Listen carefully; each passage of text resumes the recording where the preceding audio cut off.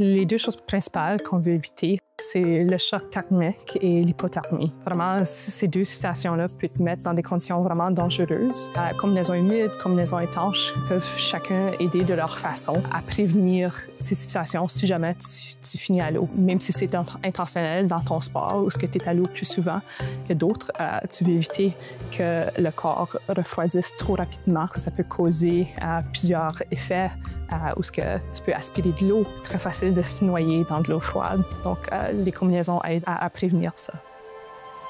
Donc, moi, je travaille surtout sur les hauts étanches, les combinaisons étanches. Un haut comme ceci, on se concentre surtout pour avoir un mouvement ample dans les épaules. Ce type de haut, c'est vraiment fait pour les kayakistes en eau vive. On s'assure que le type de couture permet cette sorte de mouvement. C'est effectivement un des défis pour s'assurer qu'on peut avoir un mouvement complet, mais que ça soit en même temps pas trop lousse sur le corps. Si jamais tu finis à l'eau, c'est quand même assez facile de nager dans le vêtement.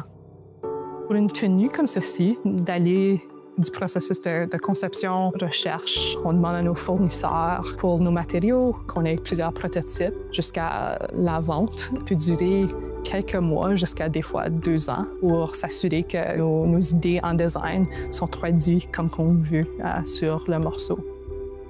Donc, dans mes armoires, on a une tenue étanche qu'on a accrochée à l'envers. Donc, on a juste renversé la tenue au complet.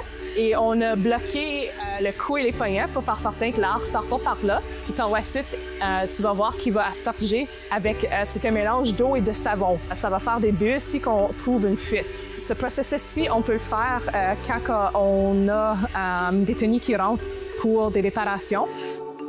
Pour un vêtement étanche, vraiment, ça dépend de l'entretien. Mais on a souvent des tenues qui nous reviennent, qui ont comme 10 ans, 15 ans de vieux. On veut s'assurer que le vêtement soit sèche après chaque utilisation. Ça peut décidément avoir comme du sable, de la poussière à l'intérieur qui peut rendre le vêtement moins durable. Tu peux définitivement faire des réparations sur une tenue. Donc d'abord, qu'on s'en occupe bien, la tenue peut vraiment durer pour plusieurs années.